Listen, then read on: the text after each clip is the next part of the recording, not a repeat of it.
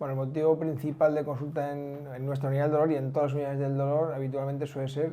la patología lumbar. La patología de la columna lumbar es el motivo principal. Sobre todo lumbalgia pura, es decir, un dolor en la espalda, digamos un dolor que no se va hacia ningún sitio, que no irradia, que se queda en la espalda, pero también lumbalgias irradiadas hacia las piernas, rodilla, tobillo, pie, eso también es otro de los motivos más frecuentes de consulta.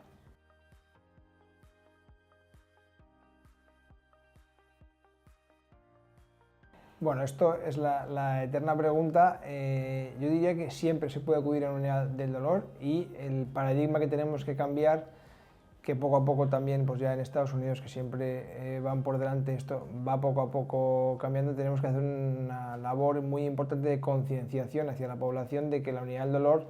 no es para cuando uno ya no puede más, para cuando uno ya está exhausto de haber esperado. Uno puede venir a una unidad del dolor cuando lleva un tiempo razonable de dolor, es decir, 10, 12, 15 días con un episodio agudo de una lumbalgia, de un dolor en el hombro, de un dolor en una rodilla, y oye, eso no se pasa, pues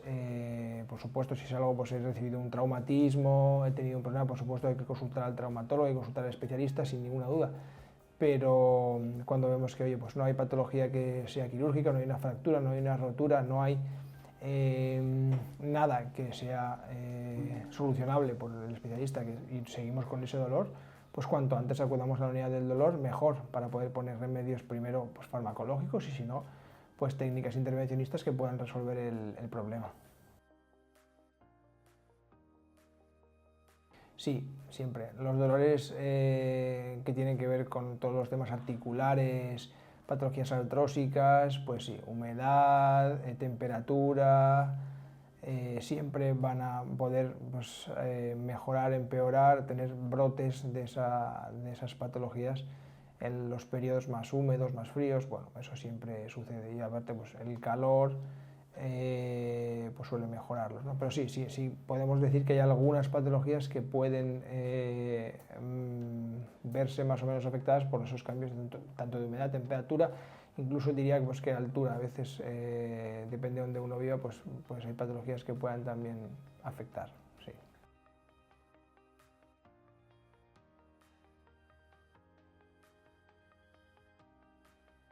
Bueno, pues al principio pues las unidades del dolor empezaron clásicamente, bueno, empezaron haciendo muchas cosas, pero una de las cosas que más conocía, digamos, era pues cuando un paciente estaba ya, digamos, con una patología que no tenía tratamiento, que no tenía solución, pues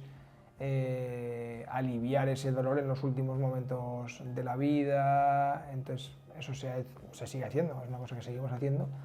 Y poco a poco se ha ido extendiendo el campo de trabajo a otras áreas. Cada vez más, pues, desde pequeñas infiltraciones, una rodilla, un codo, tobillo, jugadores, deportistas, no deportistas, gente que practica deporte de manera habitual. Poco a poco se ha ido ampliando ese abanico de posibilidades y ya los bloqueos, o sea, las infiltraciones, digamos, infiltración o bloqueo, que viene a ser lo mismo, ya no se hacen solamente a veces con fármacos, sino que se utilizan máquinas, se utilizan técnicas de radiofrecuencia, que consiste pues, en pasar unas corrientes a través de determinadas estructuras para prolongar y para mejorar la eficacia de esos bloqueos solamente con medicación. Y después de eso pues ya se han ido desarrollando múltiples dispositivos para el tratamiento del dolor, pues catéteres con balón, catéteres sin balón, pinzas mínimamente invasivas para actuar sobre el disco intervertebral, o sea, múltiples dispositivos que nos permiten ya pues hacer técnicas mínimamente invasivas que permitan resolver los problemas de la gente y esos dolores que se han cronificado, ¿no? Digamos, o sea que diría en resumen, desde un bloqueo sencillo de cosas, pues una rodilla, codo, tobillo, cosas muy simples, hasta tratar patología mucho más compleja como puede ser una pequeña protrusión cervical, lumbar, dorsal, que requiere una técnica más elaborada o más compleja, ¿no? Hasta, o sea, todo tipo de patología. No, la mayoría de nuestros procedimientos no requieren ingreso. Te diría, creo que el año pasado nuestra tasa de procedimiento ambulatorio era del 98,7%, o sea, prácticamente no ingresamos a nadie. Alguna cosa muy puntual, pero habitualmente no. El paciente entra el día, se hace el procedimiento, espera unas horas, vemos que todo está correcto y puede marchar a casa ese mismo día caminando por su propio pie y sin ningún tipo vamos, requiriendo que ese día tenga cierta precaución, cierto cuidado y sin hacer grandes esfuerzos. Pero vamos, al día siguiente solemos recomendar vida normal, no solemos dejar al paciente en reposo absoluto ni nada de esto durante tiempos prolongados, ni mucho menos. Pero muchos pacientes se infiltran por la mañana y por la tarde van a trabajar y otros pacientes al día siguiente. O sea, intentamos brindar esa agilidad en los tratamientos para que la gente pueda... O sea, el objetivo principal es que el paciente recupere su vida normal o por lo menos la máxima calidad de vida posible en un periodo de tiempo lo más corto posible. Pues aquí hay de todo, o sea, esto es yo les explico a los pacientes que es una lotería, no es una lotería, nosotros más o menos sabemos cuánto dura un bloqueo, pueden ser entre 15 y 30 días aproximadamente, depende un poco del paciente, pero luego pues si ese bloqueo lo hemos realizado porque había, te pongo un ejemplo, una compresión de una raíz y conseguimos, por una hernia por ejemplo, y conseguimos descomprimir suficientemente ese proceso inflamatorio que está generando esa compresión y ya la compresión es menor o se resuelve completamente, el paciente le disminuye su grado de dolor, se le puede quitar y puede que no vuelva a tener dolor.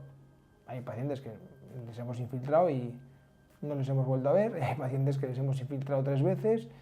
y hemos conseguido el resultado, pero eso depende mucho también pues, de la patología que tenga el paciente, del propio paciente, de la rehabilitación que el paciente luego también esté dispuesto a hacer para mejorar ese proceso completo. Yo diría que es un proceso que depende de muchos factores, que tiene muchas patas y entonces pues hay que ver un poco, hay pacientes que se adhieren muy bien luego a hacer rehabilitación, ejercicios, se reincorporan a todo este proceso de una manera muy activa, o sea, forman parte muy activa de ese proceso y entonces eso mejora mucho más rápido. Y hay pacientes pues, que les cuesta un poco más y bueno, pues también tienen ese hándicap, ¿no? Pero bueno, intentamos siempre que la duración sea lo más prolongada posible. No se trata de que vengan aquí cada 15 días, eso no nos gusta nada, nos gusta que vengan,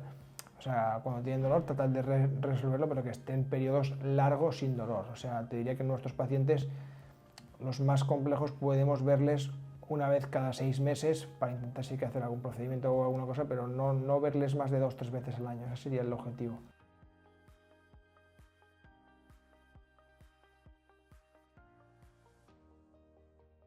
Se puede repetir si fuera preciso, hay que respetar los tiempos, uno no puede estar todo el día infiltrando, todo el día pinchando, pero muchas de las técnicas de radiofrecuencia, pasado un tiempo se ha visto, 6, 9, 12 meses, depende un poco la estructura que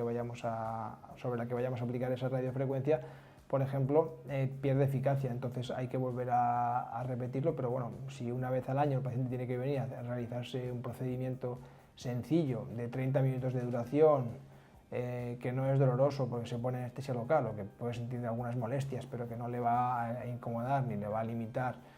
y tiene una recuperación más o menos buena, pues los pacientes están encantados con ese proceso. No, la contraindicación principal suelen ser pues, pacientes que toman fármacos anticoagulantes, pacientes que tengan unos marcapasos, pero es que hoy en día se avanza tanto en la tecnología que de una forma u otra siempre encontramos pues el que toma anticoagulantes lo suspendemos durante un tiempo y ponemos una terapia puente si hace falta con otro fármaco, que sea más seguro, o sea, hay 1000 opciones, o sea, hace años, 10, 12, 15 años, quizás estábamos un poco más limitados, pero hoy en día, o sea, ya ahí tenemos opciones para poder buscar soluciones y alternativas.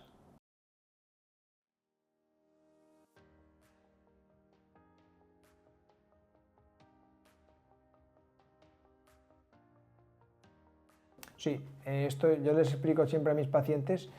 que al final nosotros tenemos un ordenador de a bordo que está a nivel del sistema nervioso central y ahí va todo, o sea, todas las conexiones están, todo está conectado. Yo les digo a veces a la gente, si nos hemos fijado, cuando un niño se cae, ¿qué es lo que hace una madre? Enseguida, o un padre, enseguida lo que hacemos es ir a digamos, hacerle al niño así. ¿Por qué le hacemos así? Le hacemos así para aplicar otro estímulo que es menos doloroso, que es más agradable, que lo que busca simplemente es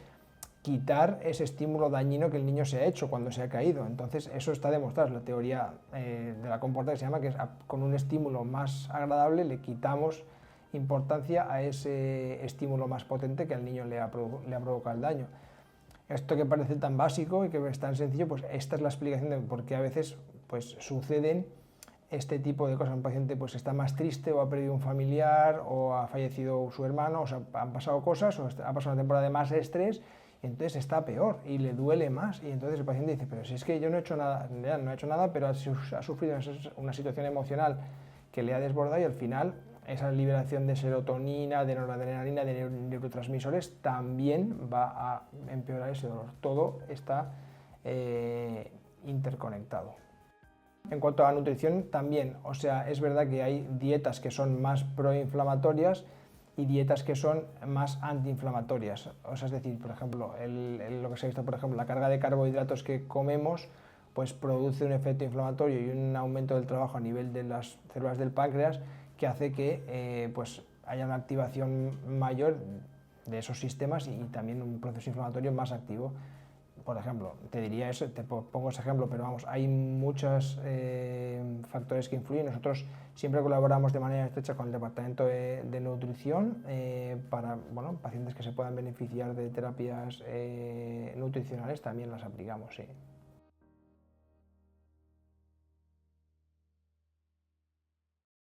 Sí, recientemente hemos tenido varios jugadores profesionales y no profesionales de equipos múltiples, balonmano, fútbol, golf, tenis y hacemos todo tipo de patologías. Al final es un paciente más que por un excesivo uso de una articulación, de lo que sea, pues al final una sobrecarga pues también tiene a veces ese dolor y hay que tratarle como a cualquier otro paciente sin ningún problema, vamos, no tiene ninguna limitación para el tratamiento con las medidas que nosotros aplicamos habitualmente.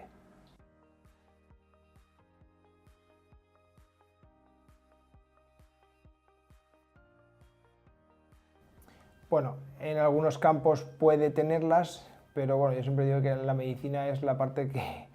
la inteligencia artificial y el robot probablemente tarde más tiempo o no se pueda llegar a conseguir de manera completa, puesto que, como todo arte, la medicina tiene una parte de arte que al final es el arte del médico. Si todo fuera tan sencillo, pues hay pacientes que vienen aquí derivados de otros sitios que no han encontrado una respuesta, hay pacientes que han ido a múltiples sitios sin encontrar una respuesta y eso es porque, aunque cada vez tenemos todo más protocolizado, todo más estandarizado, pues siempre está el arte de explorar, de ver alguna cosa distinta que te pueda llamar la atención y de encontrar cosas un poco diferentes. Entonces, ¿tiene su aplicación? Pues no voy a decir yo que no tiene su aplicación, pero creo que es más complicado que quizá en otros campos fuera de la medicina.